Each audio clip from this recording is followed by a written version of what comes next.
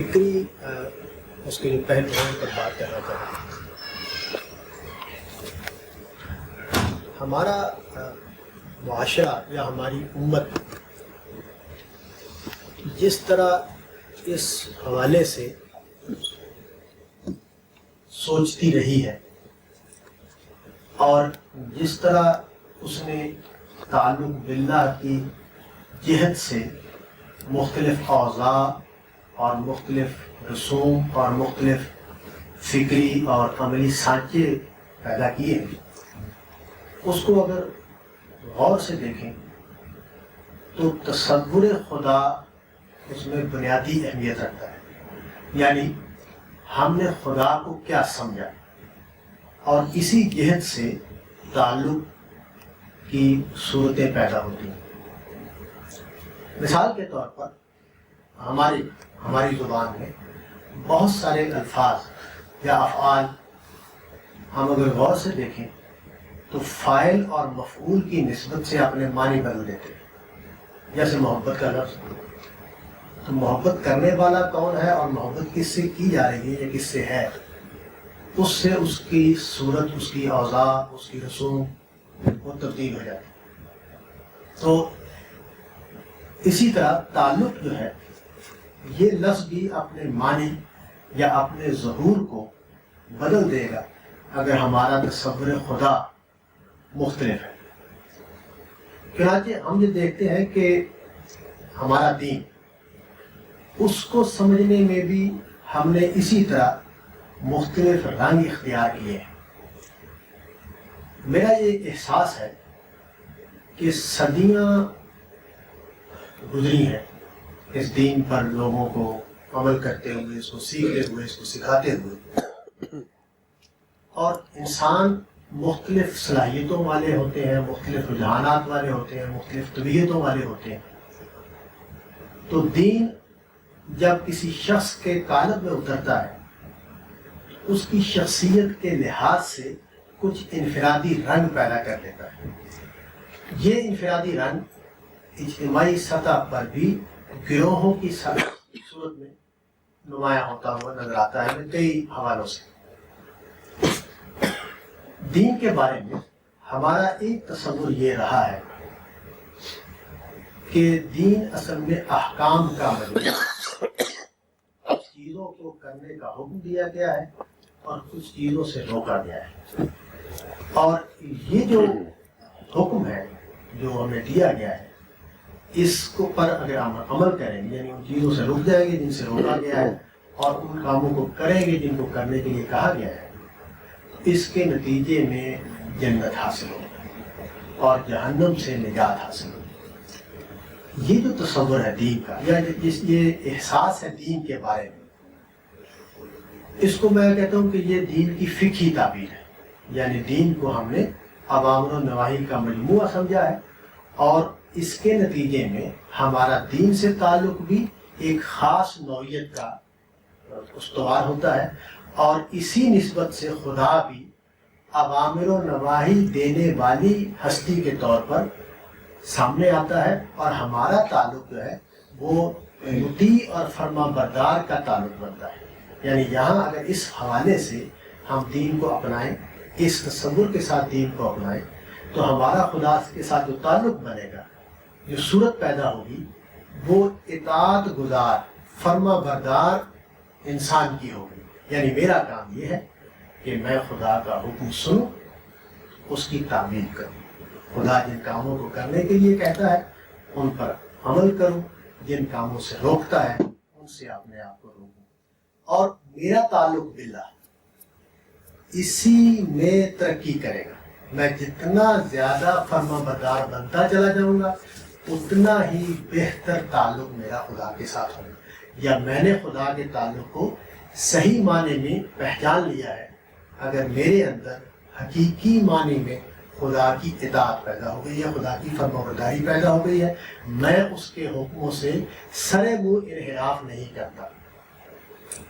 اور اس حوالے سے ہماری دعوت کی کئی تنظیمیں ہیں جو اسی رنگ میں کام کرتی ہیں۔ وہ جب خدا دین کی دعوت دیں یا خدا کے ساتھ تعلق کی بات کریں تو وہ اسی پہلو کو نمایاں کرتے ہیں، اسی کو بار بار بیان کرتے ہیں، اسی پر اصرار کرتے ہیں، اسی کے حوالے سے ہماری کوتاہیوں کی نشاندہی کرتے ہیں۔ کیونکہ ہم دیکھیں، ایک جملہ آپ نے بہت سنا ہوگا کہ ہمارے زوال کی وجہ یہ ہے کہ ہم قرآن سے دور ہو گئے، ہم خدا کے دین سے دور ہو گئے۔ تو اس کا مطلب کیا ہے کہ ہم نے خدا کے احکام پر، خدا کی شریعت پر عمل کرنا چھوڑ دیا ہے۔ ہم اللہ تعالیٰ نے جو دین ہمیں دیا تھا اس کو اپنی زندگی میں اپنائے ہوئے نہیں ہیں۔ تو یہ ایک خشک تصور ہے خدا کے ساتھ تعلق کے حوالے سے بھی اور دین کے حوالے سے بھی۔ چنانچہ میں یہ دیکھتا ہوں کہ ہماری امت میں شروع ہی سے اس تصور کے بارے میں عدم اطمینان ظاہر کرنے والے لوگ پیدا ہوتے ہیں، جو بعد میں ڈیولپ کر کے صوفی رنگ جو ہے وہ نمایاں ہو گیا اور اس کو بہت زیادہ پذیرائی بھی حاصل ہوئی۔ اور آخری زمانے کی جو صدیاں ہیں، جو آج سے 250-300 سال پہلے، بلکہ آج بھی امت مسلمہ کا غالب حصہ صوفیانہ رنگ میں بہیو کرتا ہے، سوچتا ہے، اسی طرح دین کو اختیار کرتا ہے۔ تو انہوں نے اس پر اطمینان ظاہر نہیں کیا۔ یہ عدم اطمینان کیوں ہوا؟ اس کی وجہ یہ ہے کہ میں بطور انسان محض فرما برداری کے ریلیشن میں رہتا نہیں ہوں۔ یعنی میں اس کی مثال دیتا ہوں، والدین کے ساتھ میرا تعلق ہے۔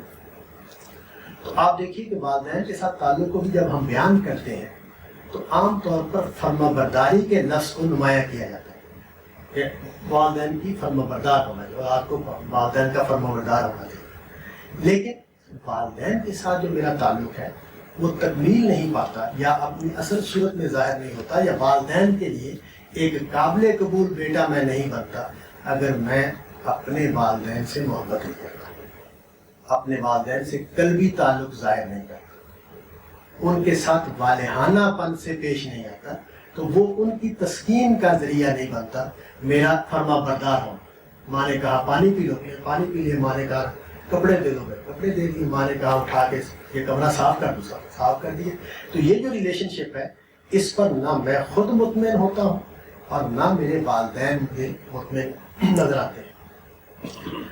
تو یہی چیز خدا کے ساتھ تعلق میں بھی ظاہر ہوئی، اور وہاں بھی یہ سوال پیدا ہوا کہ کیا خدا کے ساتھ تعلق صرف عامر اور معمور کا ہے اور اس کے علاوہ کوئی جہت نہیں ہے؟ یعنی میری شخصیت کے جو دوسرے حصے ہیں یا دوسرے پہلو ہیں یا میرے جذبات ہیں وہ خدا کے ساتھ متعلق نہیں ہوتے؟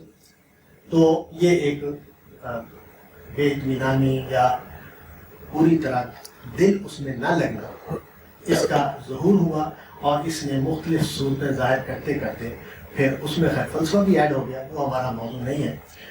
تو تعلق باللہ کی ایک نئی جہت یا ایک نیا رنگ جو ہے وہ نمایاں ہونا شروع ہوا، اور اس نے اپنی ایک صورت بنائی اور لوگوں نے اس کو اختیار کیا، اس کے مطابق زندگیاں تبدیل ہوئی لوگوں کی اس رنگ میں رنگے جانے کی وجہ سے۔ ایک اور پہلو، وہ پہلو یہ کہ انسان، اور یہ دور جدید میں نمایاں ہوا آگے، ہمارا جو اقتدار کا زمانہ ہے، ہم نے دنیا پر تقریباً 1000 سال تک حکومت کے بہت بڑے حصے پر، اور اس زمانے میں ہمیں یہ احساس تھا اور ہم اس احساس میں اطمینان کے ساتھ جی رہے تھے کہ ہم دنیا کے رہنما ہیں، دنیا ہمارے زیر نہیں ہے، اور ہم باعزت قوم کے طور پر جی رہے ہیں۔ غلامی کے زمانے میں جب مغربی قوموں نے غلبہ حاصل کرنا شروع کیا تو ہمارا یہ اطمینان ٹوٹ گیا۔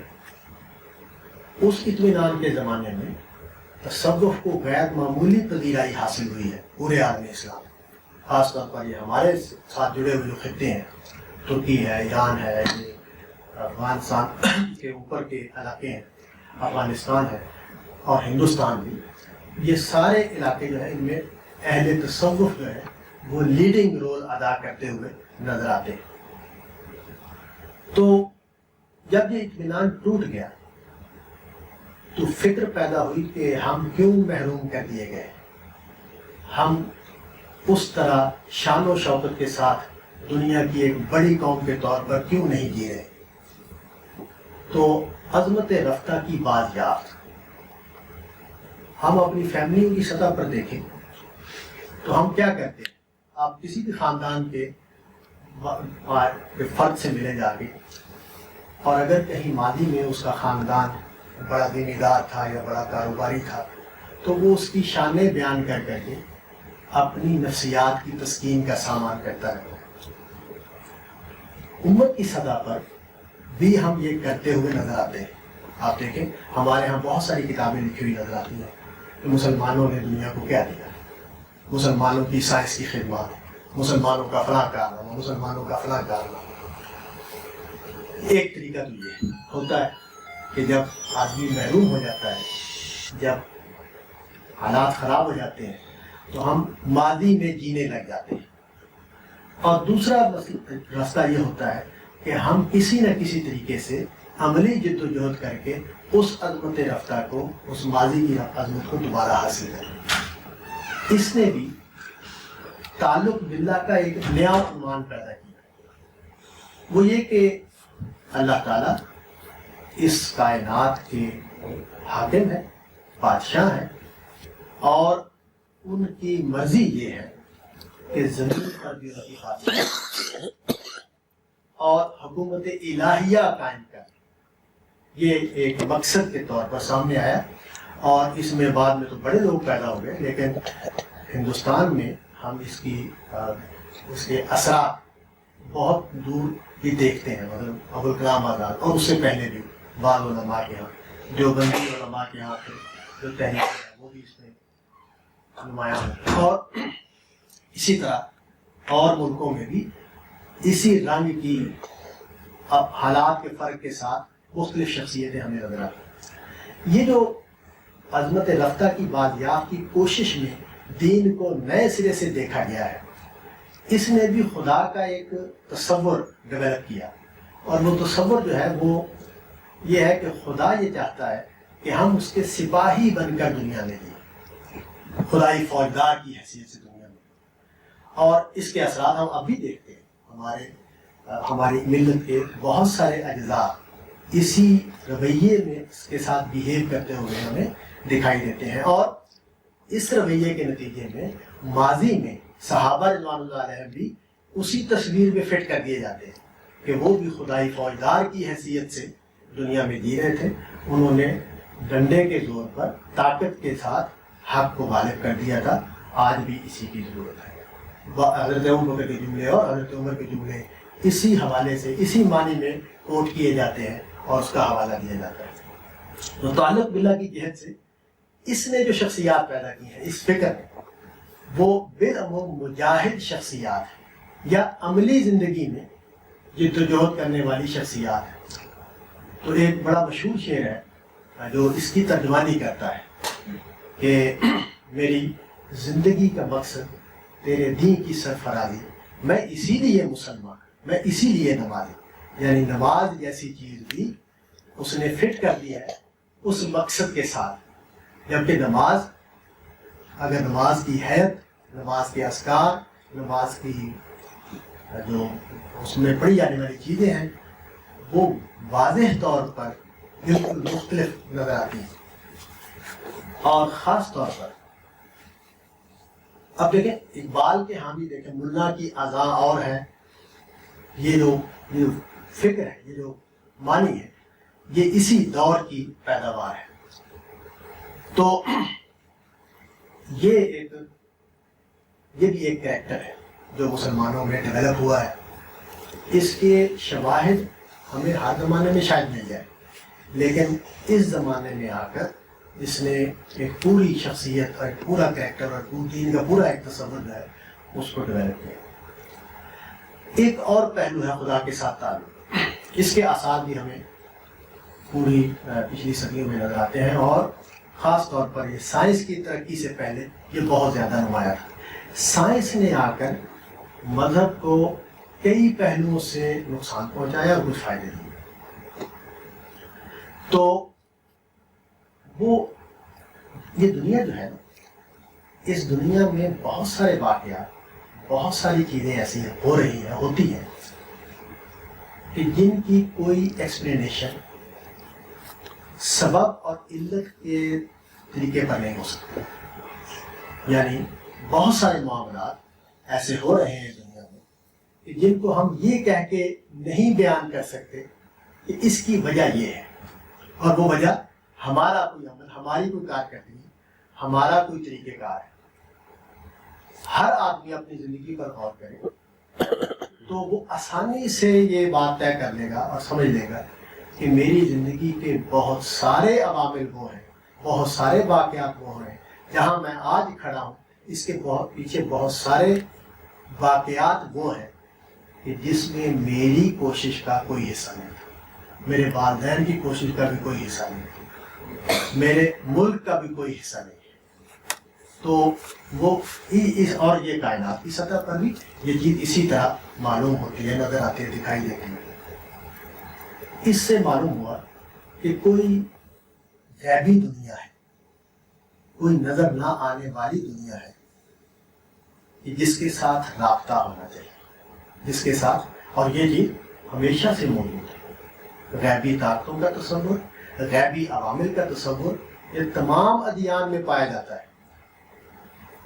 اللہ تعالیٰ کے نبیوں نے اس تصور کی اصلاح پر صدیاں گزاری، اس تصور کو ٹھیک کرنے پر صدیاں گزاری ہیں کہ یہ سوائے ایک اللہ تعالیٰ کی اور کوئی ہستی نہیں ہے جو اس طرح مؤثر بالذات ہو، جو ہماری زندگیوں میں مداخلت کرتی ہے.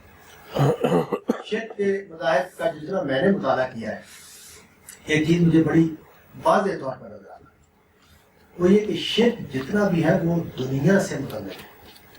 میرے علم میں نہیں ہے، ہو سکتا ہے آپ میں سے کسی کو معلوم ہو کہ کسی قوم نے کبھی آخرت کے لیے شرک کیا، کبھی خدا کو راضی کرنے کے لیے شرک کیا، خدا کی خوشنودی حاصل کرنے کے لیے شرک کیا. جتنے بھی شرک کے عوامل ہیں وہ میری اس دنیا کے مفادات سے جڑے ہوئے، بیماریوں سے بچنا، آفات سے بچنا، رزق کی فراخی، فلاں چیز، اولاد صحت مند رہے. اور اس کے لیے میں مختلف ہستیوں کو خود ہی گڑھ کر ان کو پوچھتا رہا ہوں صدیوں. خدا کے دین میں اور خدا کے انبیاء نے آ کے ہمیشہ اس کی تردید کی اور اس کی غلطی کو واضح کی، لیکن ایسا نہیں ہے کہ جو انبیاء کی امتیں ہیں وہ اس تصور سے محفوظ رہی. چنانچہ یہودیوں کے ہاں بھی، مسیحیوں کے ہاں بھی، مسلمانوں کے ہاں بھی اس تصور کے تحت بہت ساری چیزیں، بہت ساری کام ہوتے ہوئے نظر آتے ہیں. ہمارے ہاں عامل حضرات ہیں. تصور یہ ہے کہ مسلمان اگر توحید پر آ جائے تو وہ ذرا پیوریفائی کر دیتے ہیں. ہم اس معاملے میں بڑے مشاق ہیں، اسلامائز کرنا چیزوں، اور اپنے الفاظ میں، دین کے الفاظ میں اس کو ڈھال دیں اور اس کے نتیجے میں اعتراض کرنے والے کی زبان کو بند کر دیں.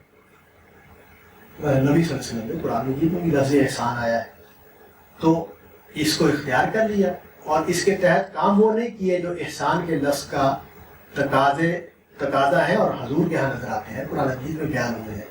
وہ نہیں کیے، اپنے طریقے اختیار کیے، اپنی باتیں اختیار کی، اپنی رسمیں بنا لی اور لفظ احسان کے تحت ان کو رکھ دی. چنانچہ یہ جو تصور ہے کہ خدا اس کائنات پر ہماری زندگیوں میں مداخلت کرتا ہے، اپنے فیصلے نافذ کرتا رہتا ہے، وہ راستوں کو بند کرتا اور کھولتا رہتا ہے، وہ کام بناتا اور بگاڑتا رہتا ہے، وہ لوگوں کو بیمار کرتا اور صحت دیتا ہے، وہ لوگوں کو تنگ دستی دیتا اور خوشحالی دیتا ہے. تو اس کے لیے خدا کے ساتھ ایک تعلق ہونا چاہیے جس کے نتیجے میں تکلیف والے پہلوؤں کو کم کیا جا سکے.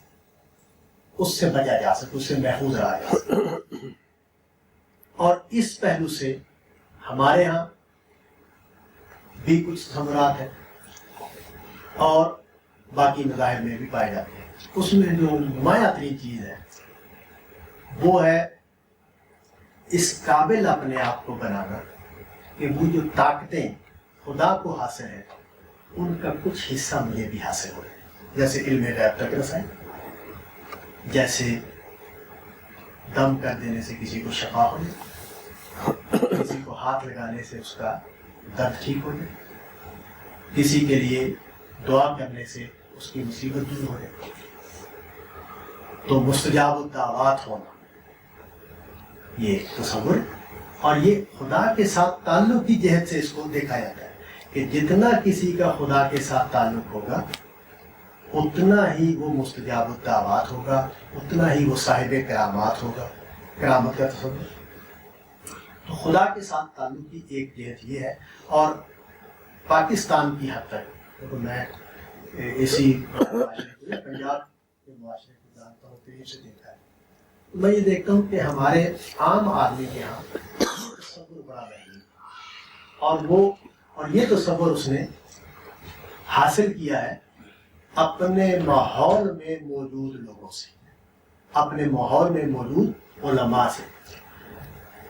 دلچسپ بات یہ ہے کہ وہ جو میں نے پہلے تصور بیان کیا، دین کا فقہی تصور یا احکام اوامر و نواہی کا تصور، اس کو بیان کرنے والے یعنی مسجد میں مولوی صاحب واز کرتے ہیں اور ان کا دلچسپ ترین موضوع یہ ہے، اگر وہ دین بتانے پر کھڑے ہیں کہ وضو کے فرائض کتنے ہیں، وضو کی سنتیں کتنی ہیں، وضو کے مستحبات،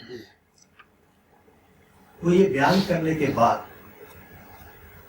پھر جو واز کریں گے اس میں جو چیزیں بیان کریں گے وہ یہ ہے کہ فلاں بزرگ تھے، ان کے پاس ایک عورت تھی، اللہ کے پاس جو پہنچے، اللہ تک جو پہنچے ہوئے ہوتے ہیں ان کے مقامات دیکھیے کیا ہے، اور کوئی کرامت، کوئی اس طرح کا واقعہ وہ بیان کر دیں گے. گویا تعلق دونوں جہتوں کو ملا کر ایک نئی صورت پیدا ہوگی کہ دین کے اوامر و نواہی ہیں ان پر عمل کیا جائے گا، اور یہ ہر آدمی کی ضرورت ہے، اس کو کرنا ہی چاہیے.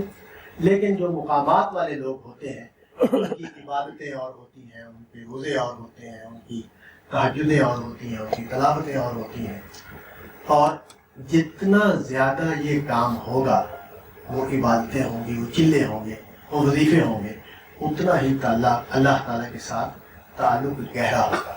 اور اس گہرے تعلق میں جو نشانی ہے، جو اس کا مظہر ہے، وہ یہ کہ میں مستجاب الدعوات ہو گیا ہوں، میں صاحب کرامات ہو گیا ہوں، میرے ہاتھ سے اب لوگوں کو، میرے وجود سے اب لوگوں کو برکات حاصل ہوتی ہے.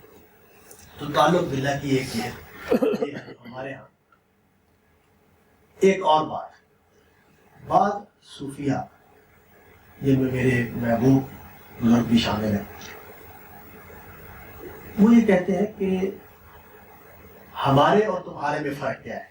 ہمارے سے مراد ہے صوفیہ، تمہارے سے مراد ہے علماء. تو انہوں نے مجھے کہا کہ ہمارے اور تمہارے میں فرق یہ ہے کہ تم اللہ کی اطاعت کرواتے ہو جہنم کے خوف سے اور جنت کے لالچ سے، اور ہم اللہ کی اطاعت کرواتے ہیں محبت کے جذبے سے. تو یہ ایک اور پہلو ہے اسی صوفیانہ رنگ کا، جس کو انہوں نے، کیونکہ یہ صاحب جو ہیں جن کی میں بات کر رہا ہوں یہ بہت پڑھے لکھے آدمی ہیں، ان کی دین پر بھی اچھی نظر ہے، ان کی فلسفے پر بھی، تصوف پر بھی اچھی نظر ہے. تو وہ ان اعتراضات کو جانتے ہیں جو اہل علم تصوف پر یا اہل تصوف پر کرتے رہتے ہیں. تو انہوں نے ایک پریزنٹیشن کی ہے اسی بات کو بیان کرنے کی.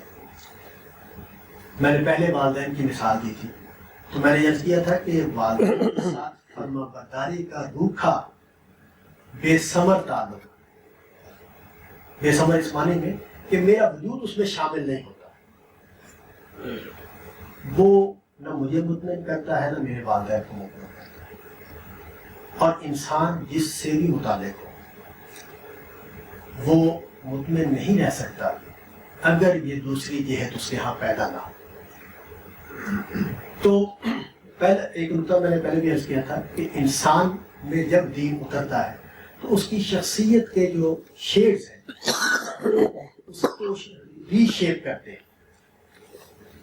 چنانچہ ہم نے دیکھا، آپ آسانی سے دیکھ سکتے ہو، کسی بھی عالم دین کی کتاب کو پڑھیں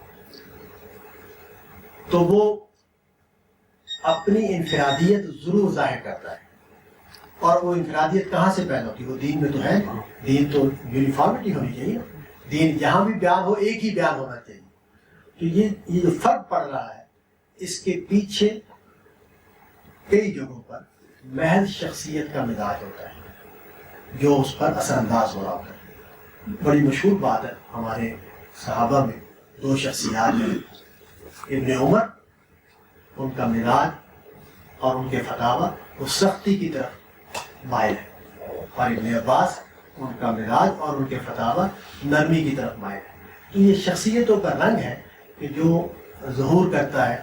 اور اس میں انسان 3 طرح کے ہوتے ہیں. بڑی جو قسمیں ہیں انسانوں کی وہ 3 ہیں. کچھ انسان عملی ہوتے ہیں. تو یہ جب خدا کے ساتھ جڑنے کی بات کریں گے تو یہ جدوجہد کے راستے ڈھونڈیں گے، یہ خدمت کا کام کریں گے، یہ انتظام میں جانے کی کوشش کریں گے، وہاں بہتر سے بہتر کارکردگی. وہ جو اقبال کا آپ نے شعر سنا ہوگا کہ خدا کے بندے تو ہیں ہزاروں، بنوں میں پھرتے ہیں مارے مارے، میں اس کا بندہ بنوں گا جس کو خدا کے بندوں سے پیار ہو. تو یہ ایک جہد ہے. وہ خدا کا بندہ بننے کے بجائے ان بندوں کا بندہ بننے کو ترجیح دے رہا ہے. اقبال کی جوانی کے زمانے کا اس کا رخ ہے فکر کا. تو یہ ایک عملی انسان جو ہے ان کا رخ اس طرف ہوگا. خدمت کا کام، سیاست کا کام، انتظام کا کام، لوگوں کے کام آنے میں جو بھی دائرے ہوتے ہیں خدمت کے، اس میں آگے بڑھنے کی کوشش کریں. کچھ انسان ہوتے ہیں فکری ہوتے ہیں، ذہنی ہوتے ہیں، ان کی شخصیت کا غالب رخ وہ ہوتا ہے. وہ جب دین میں آتے ہیں تو وہ تحقیق میں چلے جائیں گے، وہ تدریس میں چلے جائیں گے، وہ لوگوں کو دین کی صحت ان کا موضوع بنے گا کہ صحیح دین لوگوں کو معلوم ہو. وہ الگ بات ہے کہ جتنے بھی علماء پیدا ہوئے ہیں ان سب کا صحیح دین الگ الگ ہے، لیکن بعد ان کی کوشش یہی ہوتی ہے کہ وہ لوگوں کو صحیح دین سے اور اس اعلان کے ساتھ، اس دعوے کے ساتھ وہ کھڑے ہوتے ہیں میدان میں کہ لوگوں تم نے بڑی غلطیاں کی ہیں دین کو سمجھنے میں تمہیں بتاتا ہوں کہ صحیح دین یہ ہے. تو ان کا اس طرح کی شخصیتوں کا رخ اس طرح ہوتا ہے. چنانچہ وہ پھر اس طرح کی روایات کو اور اس طرح کی آیات کو نمایاں کریں گے جس میں علم کی فضیلت بیان کی گئی عبادت کے بجائے. تیسری طرح کے لوگ وہ ہوتے ہیں جو محبت کرنے والے لوگ ہوتے ہیں. اور یہ لوگ جو ہے محبت کرنا یہ ویسے تو ہر انسان کی فطرت میں موجود ہے، لیکن یہ ظاہر ہو، یہ نمایاں رنگ ہو.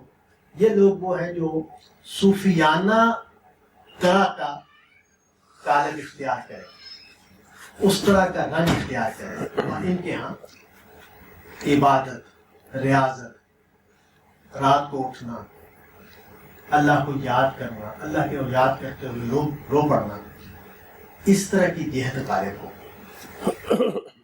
تو یہ تو انسانوں کی جہد سے میں نے بات بیان کی، اور یہی میں نے عرض کیا کہ دین کو سمجھنے میں بھی یہ اچھا. قرآن مجید کو اگر پڑھیں، اب میں اس طرف آتا ہوں کہ بھی صحیح بات اس میں کیا ہو سکتی ہے.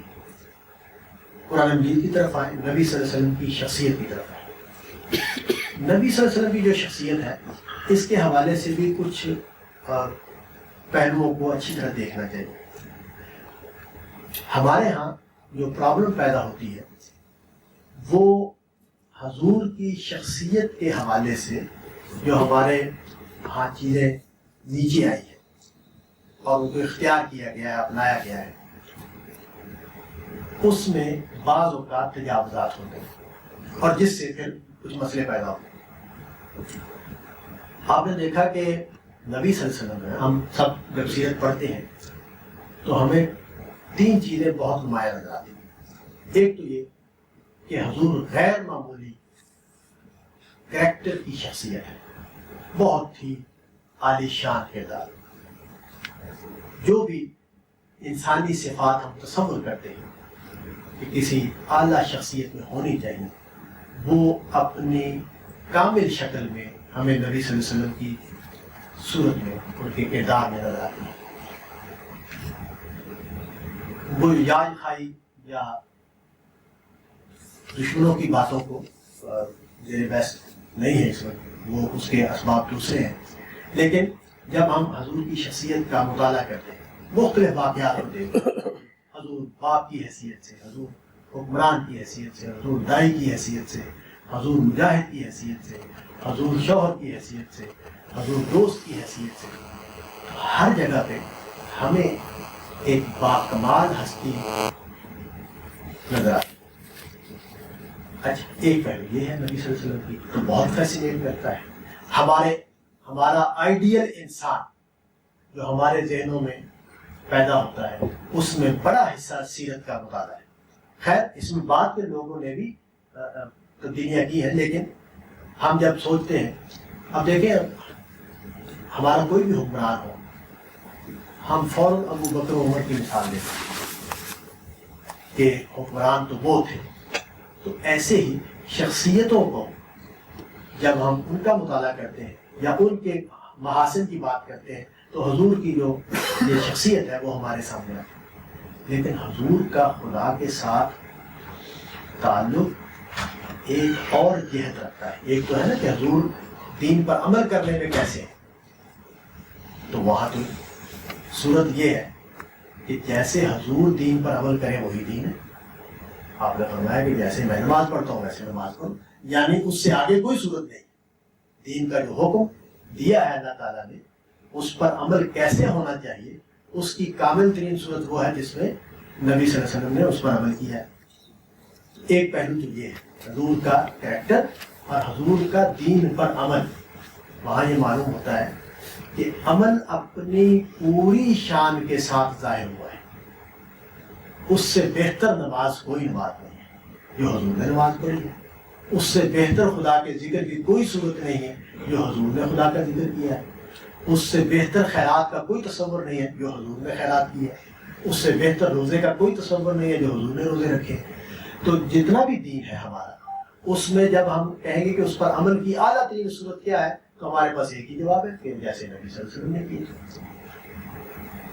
हजूर का खुदा से दो तरफा ताल्लुक है। हमारा भी खुदा से ताल्लुक है, लेकिन हमारा ताल्लुक एक तरफा है। एक तरफा इस मानी में कि हम खुदा को याद करते हैं, हम दुआएं करते हैं, हम नमाज़ें पढ़ते हैं, हम रोज़े रखते हैं, हम तलावत करते हैं, तो हमें नहीं मालूम कि खुदा के यहाँ उसकी क्या हैसियत है, या खुदा उसमें उस पर खुश है या नहीं खुश है, या वो अमल ठीक हुआ या नहीं ठीक हुआ। पैगंबर सल्लल्लाहु अलैहि वसल्लम उन पर वही आती, उनको अगर जैसे उन्होंने अपनी एक अहलिया की सबब से शहद खाने से रोक लिया अपने आप को, तो वही आ गई कि आपने क्यों किया है, तो आपकी सूरत बिल्कुल। चुनाचे मेरे वालिद साहब एक बुजुर्ग के बारे में कि वो सजदे से उस वक्त तक सर नहीं उठाते थे जब तक बारगाह यज़ी से कबूलियत का पैगाम न मिले। तो ये एक रंग है जो नबी सल्लल्लाहु अलैहि वसल्लम से हमने ये चाहा, हमारे अंदर ये ख्वाहिश पैदा हुई कि हमें भी उसी तरह बराह रास्त हमारा ताल्लुक होना चाहिए, दो तरफा। हम सब इंसान एक तरफा तौर पर खुदा से जुड़े हुए हैं, और खुदा की तरफ से जो हमारे साथ ताल्लुक जाहिर होता है उसको हम मुशख्खस नहीं कह सकते, मुतय्यन तौर पर नहीं कह सकते कि ये खुदा की तरफ से हुआ है। मसलन ख्वाब में हमें कुछ चीज़ें दिखाई देती हैं तो हम मुतय्यन तौर पर नहीं कह सकते कि ये खुदा का दिखाया हुआ ख्वाब। हमारे जहन में मुख्तलिफ बातें आती हैं तो हम मुतय्यन तौर पर नहीं कह सकते कि ये खुदा की मेरे जहन में डाली हुई बात है।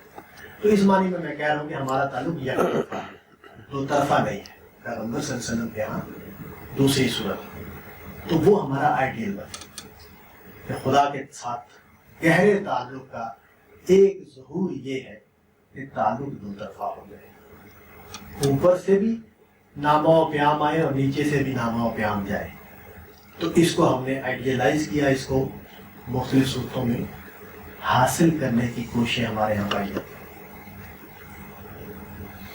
انہوں نے اپنے حافظ صاحب نے فیس بک پر یہ کرتے رہتے ہیں مختلف چیزیں، تو یہ جو ورد اور وظیفے کے بارے میں انہوں نے ایک بات لکھی کہ خدا کے بارے میں جو انسانوں کا تصور ہے، خدا اس کی لاج رکھتا ہے کہ جو انسان اس کے بارے میں سوچتے ہیں یہ کام کروں گا تو اللہ راضی ہو جائے گا، تو اللہ اس کی لاج رکھتے ہیں۔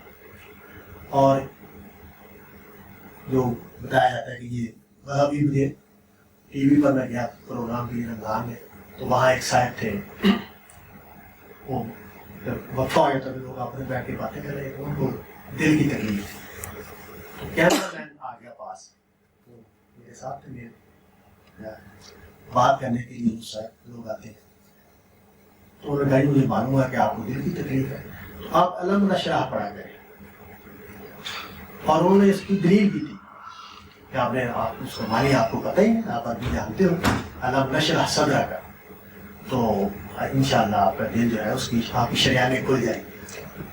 تو اس طرح کی جو باتیں ہیں وہ ہمارے یہاں کتابیں، ہزاروں صفحے کی کتاب اعمالیات قرآنی اور اس طرح کے مختلف موضوعات پر، تو یہ ہماری یہ بھی ایک تمنا ہے کہ ہم اس دنیا میں جو نظر نہ آنے والے اسباب کے تحت واقعات ہو رہے ہیں، اس میں مداخلت کی کوئی صورت ہمیں بھی حاصل ہو جائے، اس میں ہم بھی کوئی اپنا کردار ادا کریں یا حاصل کریں۔ تو آپ ہندو جوگیوں کے ہاں چلے جائیں، وہاں شکتی کا لفظ بولتے ہیں، غیبی شکتیاں حاصل ہونا۔ ہمارے ہاں یہ لفظ نہیں بولا جاتا، ہمارے ہاں دوسرے الفاظ سے اس بات کو بیان کیا جاتا ہے۔ تو یہ ہے ایک مطالعہ ہسٹری کا کہ کس طرح ہم نے خدا کے ساتھ تعلق کو دیکھا، اس میں انسان کا جو شخصیت کا پہلو ہے وہ کس طرح کردار ادا کرتا ہے۔ اب ہم چلے جاتے ہیں نبی صلی اللہ علیہ وسلم اور قرآن مجید کی طرف، تو ہم یہ دیکھتے ہیں کہ نبی صلی اللہ علیہ وسلم ایک مکمل زندگی گزارتے ہوئے نظر آتے ہیں، یعنی یک رخا پن آپ کے ہاں نظر نہیں آتا، اس طرح کے کوئی تصورات بھی نظر نہیں آتے کہ جو تصورات ہمارے ہاں پیدا ہوتے ہیں۔ مثال کے طور پر ایک بڑی مایا بات ہے کہ جنگ بدر میں صورت یہ ہے کہ دشمن بہت طاقتور ہے، بہت صاحب وسائل ہے، اور ہر اعتبار سے اس کو عددی اور اسلحے کی فوقیت حاصل ہے۔ نبی صلی اللہ علیہ وسلم اور آپ کے ساتھی وسائل کے اعتبار سے بہت کمزور ہے۔ اب اگر ہمارے ذہن سے سوچا جائے، یا یہ جو ذہن میں نے ابھی بیان کیا ہے، تو معلوم یہ ہوتا ہے کہ کوئی ایسی چیزیں ہونی چاہیے تھی کہ جو اس مسئلے کو حل کرنے میں مدد دے۔ وہ کہا جاتا ہے کہ چنگیز خان کی فوجیں جب بغداد پر حملہ ہوئی تو وہاں کے علماء نے کہا کہ وہ بخاری کا ختم ہونا چاہیے، جس سے یہ بلا ٹل جائے۔ اس طرح کی کوئی بات ہمیں وہاں نظر نہیں آتی۔ نبی صلی اللہ علیہ وسلم کے پاس جو اسلحہ تھا، وہ صاحب جنگ لوگ تھے، وہ اکٹھے کی اور میدان جنگ میں کھڑے ہو گئے۔ جو کام کیا وہ دعا ہے، اللہ تعالیٰ سے دعا کی، ساری رات کرتے ہیں تو بس دو کام تدبیر کی جس سطح پر وہ کر سکتے تھے، جو ان کے وسائل تھے اس کو پوری طرح انہوں نے میدان میں وہ لے آئے، اور اللہ تعالیٰ سے دعا کرتے رہے کہ وہ اپنی طاقت سے، اپنی شان کے مطابق اس معاملے کو انجام تک پہنچائے۔ تو اس سے ہمیں نظر آتا ہے کہ نبی صلی اللہ علیہ وسلم کے ہاں جو خدا کے ساتھ تعلق ہے اس کی صورت کیا ہے، وہ کس طرح ظاہر ہوتا ہے۔ اور پوری زندگی آپ بیمار ہوئے ہیں، آپ کو بہت ساری مشکلات پیش آئی۔ اچھا، قرآن مجید نے بھی کیا کہا؟ ہم اب ہمارے آپ دیکھیں، اب آپ ہمارے اخبار پڑھیں، ہمارے آپ ٹی وی پروگرام دیکھیں، تو ہمیں سازشوں کا ایک جال بچھا ہوا دکھایا جاتا ہے یہود یہ کر رہے ہیں، امریکہ یہ کر رہا ہے، فلاں یہ کر رہا ہے، فلاں یہ کر رہا ہے. خود قرآن مجید میں حضور کو بتایا گیا ہے کہ تمہارے خلاف سازشیں ہو رہی ہیں، لیکن تم میرے اوپر بھروسہ رکھو، اپنا کام کریں. یعنی کوئی اور چیز نہیں کہی، اپنی ذمہ داریاں ادا کریں. اللہ تعالیٰ خود اپنی شان سے، اپنی طاقت سے ان کا مقابلہ کریں گے ان کو، اور اللہ تعالیٰ نے ساری سازشیں ناکام کرا دی. حضور کا جملہ کتنا خوبصورت ہے، اس اکیلے نے انہیں کامیاب کر دیا. تو یہ وہاں یہ ہمیں صورت نظر آتی ہے. میرا یہ خیال ہے کہ میں اپنے آپ کو اگر بیان کروں تو میرے اندر صوفیانہ رنگ ہے، اپنی شخصیت میں صوفیانہ رنگ ہے. اس کا سبب کچھ بھی ہو سکتا ہے، مگر ایک سبب مجھے سمجھ میں آتا ہے کہ میں بریلوی فیملی سے تعلق رکھتا ہوں. میرے والد صاحب بریلوی تھے، میری والدہ بریلوی تھی، میرے دادا بریلوی تھے، میرے ننیال بریلوی تھے. میرے والد صاحب پریکٹسنگ صوفی تھے، وظیفے کرنے والے، تہجد پڑھنے والے، اور اپنے پیر صاحب کی بے دام غلام جو اردو میں کھڑے ہو گئے. تو ہو سکتا ہے کیونکہ میں جب 5ویں 6ویں میں پہنچا تو میں نے بریلویانہ رنگ میں نعتیں کہنے شروع کی تھی. تو ہو سکتا ہے اس کا اثر ہو یا شخصیت میں وہ پہلو ہو، جیسے میں نے بیان کیا کہ انسان کی طرح. تو میرے یہاں صوفیانہ رنگ پایا جاتا، اور میں اسی لیے جہاں بھی بیان کرتا ہوں یاد کرتا ہوں کہ رنگ صوفیانہ ہونا چاہیے. یہ مطلوب ہے، محمود ہے. نہ فکر ان کی ہونی چاہیے، نہ اعمال ان کے ہونے. شخصیت کا رنگ صوفیانہ ہونا چاہیے، یہ مطلوب بھی ہے، محمود بھی ہے. اور نہ ان کے اعمال ہونے چاہیے، نہ ان کی فکر ہونی چاہیے. ان کی فکر تو میرے نزدیک بالکل غلط ہے، لیکن ان کے جو اعمال ہیں وہ بھی نہیں ہونے چاہیے، اس لیے کہ اس کے پیچھے فلسفہ یا فکر دوسری. میں خدا کے ساتھ تینوں جہتوں سے جڑا ہوں. اس جہت سے بھی کہ وہ حاکم ہے، وہ عامر ہے، وہ ناہی ہے. وہ مجھے کچھ کرنے کو کہتا ہے، وہ مجھے کچھ کاموں سے روکتا ہے. تو یہاں مجھے ایک فرما بردار بندے کی حیثیت سے خدا کے ساتھ جڑنا ہے. اور خدا منعم ہے، نعمتیں دینے والا ہے، عنایات کرنے والا ہے. یہ میری سانس کی ڈوری اسی کے سہارے پر قائم ہے. یہ میری گفتگو کرنے کی اہلیت، میری سمجھنے کی اہلیت، میرے سیکھنے کی اہلیت، مجھے جو توفیق اور حالات ملے ہیں، یہ سارے کے سارے اس کی دین ہے. چنانچہ میرے اندر شکر کا غیر معمولی جذبہ ہونا چاہیے. یعنی خدا کے ساتھ تعلق کا جو عنوان میری سمجھ میں آیا کہ قرآن مجید نے بیان کیا ہے، عمل میں جو آئیڈیل ہے، عمل میں جو آئیڈیل ہے اس کو قرآن مجید نے احسان کے لفظ سے بیان کیا ہے کہ میرا عمل احسان کے درجے پر ہونا چاہیے. میں جیسا کہ چاہیے اس طرح عمل کروں. ہم نماز کی مثال دے رہے تو ہم اٹھتے ہیں، جلدی وضو کیا، مصلی پہ جا کے کھڑے ہوئے، 4 رکعتیں 6 رکعتیں 8 رکعتیں جو پڑھنی ہے پڑھی، سارا عمل کرتا تھا. لیکن خدا کی طرف دھیان ہوا نہیں، یا ہوا تو تھوڑی دیر کے لیے. ارکان بھی اچھے طریقے سے ادا نہیں کیے، پڑھائی بھی اچھے طریقے سے نہیں کی.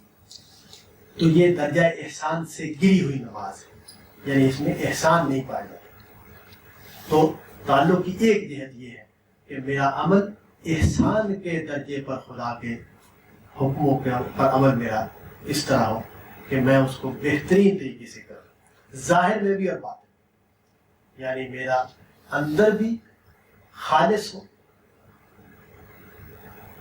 مسلم حنیف میں بن، قرآن نے اس کو بہت بیان کیا ہے کہ تم یکسو مسلمان بن جاؤ، تمہاری نگاہ صرف میری طرف ہو، اور میرے ساتھ تعلق میں کوئی اور میل کھوٹ لگاوٹ نہ ہو. تو ایک تو پہلو یہ ہو گیا میرے خدا کے ساتھ تعلق کا کہ میں احسان کے درجے پر عمل کروں۔ اس کے لیے جو حال مطلوب ہے وہ حال یہ ہے کہ میں شکر گزار ہوں۔ خدا کے ساتھ تعلق کا عنوان اگر حالت کے پہلو سے دیکھا جائے، صوفیوں کی یہ بات مجھے بہت پسند ہے کہ حال مطلوب ہے، ایک کال ہے میں کہہ رہا ہوں، ایک عمل ہے میں کر رہا ہوں، ایک حال ہے جو میرے اوپر طاری ہے۔ حال کی مثال، سادہ مثال یہ ہے کہ ہم اس وقت ایک یونیورسٹی کے سیمینار ہال میں بیٹھے ہوئے ہیں۔ اگر ہم میں سے کسی کو اوپر یہ حال طاری ہو جائے کہ یہ میرے گھر کا ڈرائنگ روم ہے، تو اس کا عمل بدل جائے گا، اس کا بیٹھنا بدل جائے گا، اس کا بات کرنا بدل جائے گا۔ اور اگر وہ یہ سمجھتا ہے کہ نہیں میں ایک اجنبی جگہ پر دوسروں کے بیچ میں بیٹھا ہوا ہوں اور ایک سنجیدہ مجلس ہے جس کو میں اس میں شامل ہوں، تو اس کا بیہیویئر بدل جائے گا۔ تو یہ حال کی مثال ہے کہ حال کیا ہوتا ہے۔ حال یہ ہے کہ میں اس کیفیت میں ہوں اپنے اندر، میں کس طرح اپنے آپ کو کہاں رکھے ہوئے، کس طرح اور کہاں رکھے ہوئے۔ تو خدا کی نسبت سے اگر حال کے لفظ کو ایک لفظ میں بیان کرنا چاہے تو میرے خیال میں شکر کا لفظ ہے کہ خدا کے ساتھ میں حالت شکر میں ہوں، میں حالت شکر میں رہوں۔ ہم عام طور پر حالت شکایت میں رہتے ہیں، اور یہ خدا کے ساتھ تعلق کی جہت سے ناقص حالت ہے، ناقابل قبول حالت ہے۔ خدا کے ساتھ تعلق کی جہت سے جو مطلوب حالت ہے، عمل میں احسان مطلوب ہے، اور وہ پیدا نہیں ہو سکتا اپنی پوری شان کے ساتھ جب تک شکر میرے اندر پیدا نہ ہو۔ شکر کیا ہے؟ شکر یہ ہے کہ جو مجھے حاصل ہے میں اس میں جینا شکر کروں، اور جو مجھے حاصل نہیں ہے اس کو خدا پر چھوڑ۔ ہم اس وقت خاص طور پر ہمارے گھروں میں جو ہمارے ساتھ متعلق افراد ہیں، وہ عام طور پر ہم دیکھتے ہیں کہ ناشکری کی حالت میں رہتے ہیں۔ وجہ کیا ہے؟ وجہ یہ ہے کہ جو حاصل ہے اس کی کوئی حیثیت نہیں، اور جو حاصل نہیں ہے اس کو اصل حیثیت حاصل ہے، اور ساری باتیں اس کے حوالے سے ہو رہی ہیں۔ اسی طرح ہم بندے خدا کے ساتھ بھی یہی معاملہ کرتے رہتے ہیں کہ ہمیں جو حاصل ہے اس کی کوئی قدر و اہمیت ہمارے ہاں نہیں ہے، اور جو حاصل نہیں ہے یا جو چھن گیا ہے وہی ہماری فکر کا موضوع ہے، وہی ہماری جدوجہد کا موضوع ہے، وہی ہمارے مکالمے کا موضوع ہے۔ اس کے نتیجے میں ہم شکر گزاری کی حالت میں آ ہی نہیں پاتے۔ شکر گزاری کے لیے ضروری ہے کہ جو مجھے حاصل ہے وہ اس پر متمرکز ہوں، اور جو مجھے حاصل نہیں ہے اس کے لیے سادگی سے کوشش کرتا رہوں اور اللہ سے دعا کرتا رہوں، اللہ پر چھوڑوں۔ اور ایک بات ضروری ہے شکر گزاری کی کو قائم رکھنے کے لیے، وہ یہ کہ میری کوئی کوشش اگر کامیاب نہیں ہے، اور اکثر نہیں ہوتی، میری کوئی دعا اگر قبول نہیں ہوتی اور اکثر نہیں ہوتی، تو اس کو میں خدا کی حکمت پر مبنی سمجھوں۔ حضور نے فرمایا کہ تم میں سے کتنے غریب ہیں جن کو دولت دے دی جائے تو کفر کی حالت میں چلیں گے۔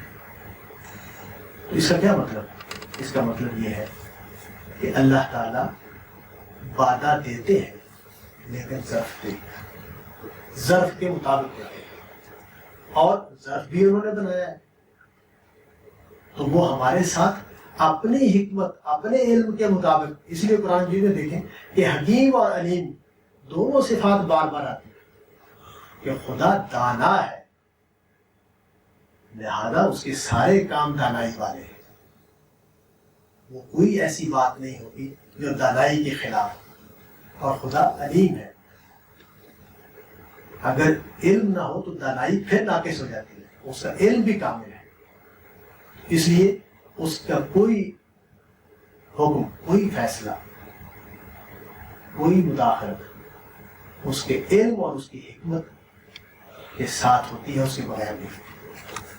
تو شکر گزاری کے لیے ضروری ہے کہ میں خدا کے ساتھ شکر کے جذبے میں رہوں، اور اس کا مطلب یہ ہے کہ میرے ہاں حرف شکایت اگر آئے بھی تو عارضی، جیسے حضور کا ہے نا بڑا مشہور ہوا کہ بیٹا بہت ہو گیا، آپ نے کہا کہ ہم کھیل وہ ٹھیک ہے، ہم دکھی ہوں گے، مصیبت آئے گی تو پریشانی بھی ہوگی، لیکن یہ اس سے نکلنے کا راستہ شکر کی طرف لوٹنا ہے کہ جو اس کو مطلوب ہے، جو اس کو پسند ہے وہ مجھے پسند ہے۔ من رضی باللہ ربا، جو اپنے اللہ پر رب ہونے کی حیثیت سے راضی ہو گیا، ذاق طعم الایمان، اس نے ایمان کا ذائقہ چکھ لیا۔ تو یہ جو راضی ہونا ہے یہ تعلق باللہ کی سب سے بنیادی بات ہے، اور اس کا مطلب کیا ہے کہ میں حالت شکر میں ہوں۔ تو عمل میں میرا حالت احسان میں ہونے کی کوشش کرنا اور کیفیت میں میرا حالت شکر میں ہونا، یہ تعلق باللہ کی دو جہتیں ہیں۔ تیسری بات یہ ہے کہ دیکھیں خدا سے تعلق میں غیور ہونا یہ میرے انسان ہونے کا تقاضا ہے۔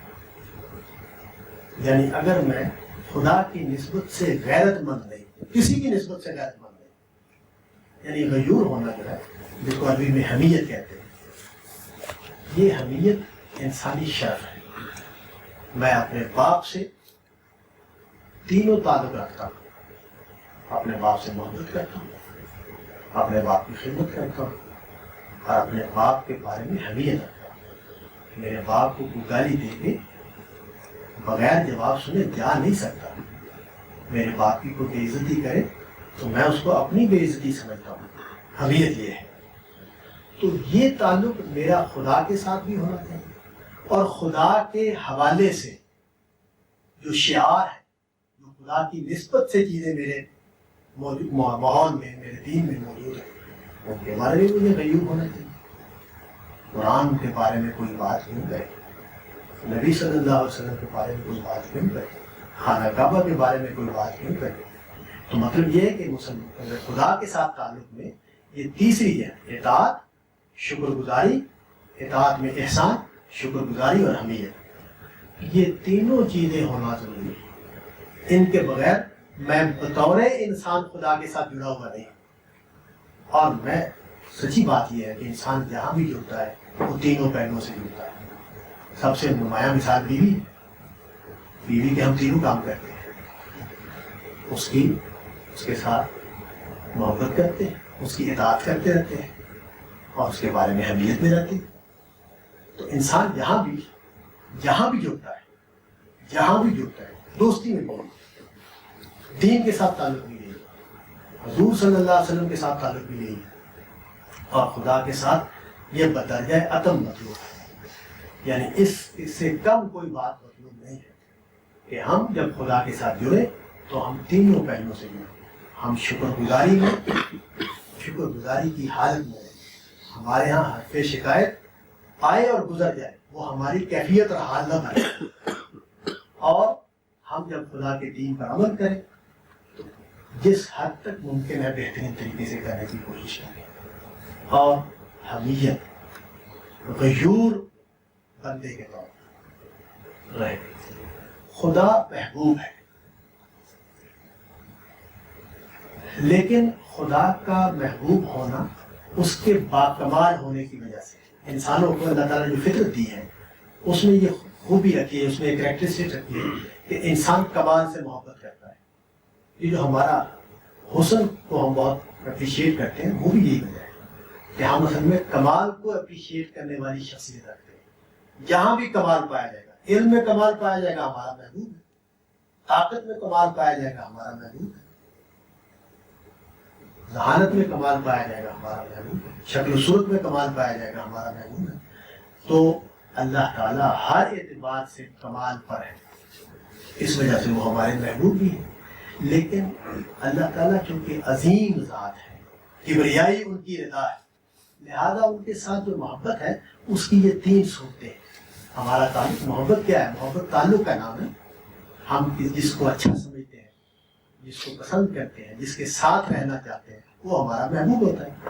تو ہر محبوب کے تقاضے اپنے ہیں. تو خدا بھی ہمارا محبوب ہے، اس کے تقاضے اپنے ہیں. اس کی تفصیل یہ ہے.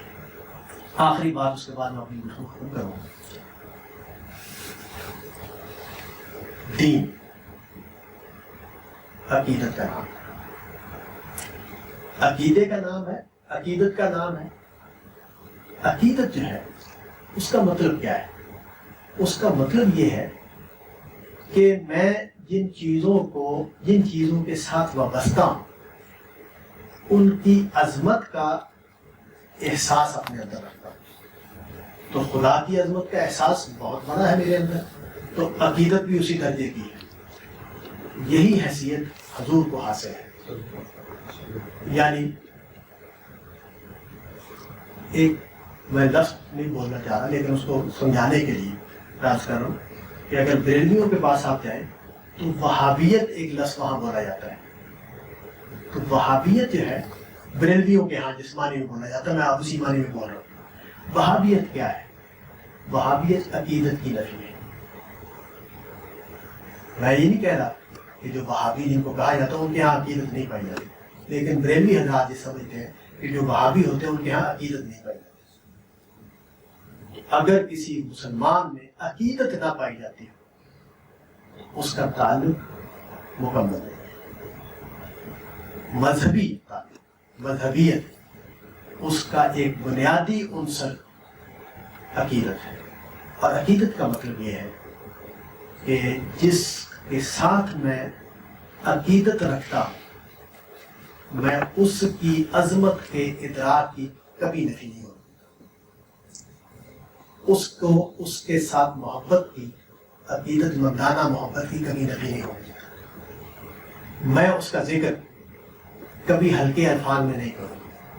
میں اس کو سادہ سے مثال دیتا ہوں کہ عقیدت سے کیا فرق پڑتا ہے. نبی صلی اللہ علیہ وسلم تو بہت بڑی ہستی ہے. میرے والد صاحب نوجوان لڑکے ہوں گے، کسی وقت ہو سکتا ہے ان کو کوئی پسند بھی آیا. میں بطور بیٹا اس کو سوچنا بھی غلط سمجھتا ہوں، گھٹیا بات سمجھتا ہوں. میری فکر میں میرے سامنے میرے والد کے بھائی نے میرے والد صاحب کی اسی طرح کی کوئی بات بیان کی تو مجھے بہت سخت برا لگا. بلکہ میں نے اسے کہا کہ یہ باتیں ہمیں بتانے کی نہیں ہے. تو کیوں؟ میرے ہاں والد صاحب کے لیے کوئی اور عنوان ہی نہیں ہے. حتیٰ کہ میری پوری زندگی اس سے خالی ہے کہ میں نے کبھی اپنے والد کو اپنی ماں کا شوہر سمجھا ہو. وہ والد صاحب ہے، وہ والدہ صاحب. ان کا باہمی تعلق کیا؟ وہ میرے شعور کا حصہ ہی نہیں، میری سوچ کا حصہ ہی نہیں، میرے احساس کا حصہ نہیں. تو یہ باپ کے ساتھ میرے تعلق کا کی نوعیت ہے. یہ نوعیت حضور صلی اللہ علیہ وسلم کے ساتھ اس سے کہیں زیادہ شان کے ساتھ نمایاں ہونی چاہیے. یعنی حضور کی شخصیت میرے تجزیے کا موضوع بنے، حضور کے معاملات میرے تجزیے کا موضوع بنے. یہ عقیدت کے خلاف ہے. افسوس کی بات یہ ہے کہ ذہن جدید اس کو علم سمجھتا ہے، اس کو تجزیہ سمجھتا ہے، جبکہ خود اس ذہن جدید کا یہ جو محبوب ہے ان کے بارے میں وہ یہی تک رویہ اختیار کرتا ہے، یہی تقاضا کرتا ہے. تو انسان بحیثیت انسان ہم تصوف میں چلے جائیں، ہم فقہ میں چلے جائیں، ہم دور جدید کی افکار میں چلے جائیں، ایک مشترک خرابی ہر جگہ پائی جاتی ہے. وہ یہ کہ ہم بطور انسان ایکچوئلٹی میں سوچنے کی بجائے ہم ماورائیت میں سوچنے لگ جاتے ہیں. حقائق وہ ہیں کہ جو ہمارے انسانوں کے کی وسعت کے مطابق ہے. اس سے ماورا ہم سوچ کے گھوڑے دوڑا سکتے ہیں، لیکن ان کا کوئی فائدہ نہیں ہے، ان کا کوئی نتیجہ بھی نہیں ہے. فلسفہ یہ لوگ پڑھتے ہیں، ان کو معلوم ہے کہ فلسفے کی ہزاروں سال کی تاریخ کوئی ایک یقینی نتیجہ پیدا نہیں کر سکتی. تو فکر انسانی کی جو طاقت ہے وہ اس سے، اور بڑے بڑے ذہن ہیں جنہوں نے وہ کام کیا ہے. تو ہر فکر کے اوپر اعتراضات موجود ہیں، ہر فکر کے اوپر تنقیدیں موجود ہیں، ہر فکر کا کاؤنٹر موجود ہے. تو کہنے کا مطلب یہ ہے کہ میں انسان ہوں. وہ غالب کا ایک بڑا مشہور شعر ہے کہ طاق میں تا رہے نہ مہو اندگی کی لاگ، دوزخ میں ڈال دو کوئی لے کے بہشت کو. بڑی پیاری بات لگتی ہے کہ میری اطاعت، میری عبادت بے لاگ ہو جائے، اس میں کوئی لاگ نہ رہے، کوئی حرص، کوئی ہوس نہ رہے. تو اس لیے ایسا ہونا چاہیے کہ جنت کو جلا ڈالا جائے تاکہ میرا عمل خالص ہو جائے. یہ وہی ہے ماورا یہ کی بات ہے. میں انسان ہوں، میں مخلوق ہوں، مجھے خوراک بھی چاہیے، مجھے لباس بھی چاہیے، مجھے آرام بھی چاہیے، مجھے خوشی بھی چاہیے، میں غم سے نجات بھی پانا چاہتا ہوں. میں ان سے بلند اگر ہو سکتا تو پھر بڑا ہوتا، میں مخلوق نہ ہوتا، پھر میں خالق ہوتا. میں مخلوق ہوں، میں کچھ قوانین، کچھ اصولوں کے مطابق بنایا گیا، مجھے اسی میں جینا ہے، اور میں اس کی نفی کر کے جینے کو اختیار نہیں کر سکتا. تو خدا کے ساتھ تعلق بھی میرا ہے.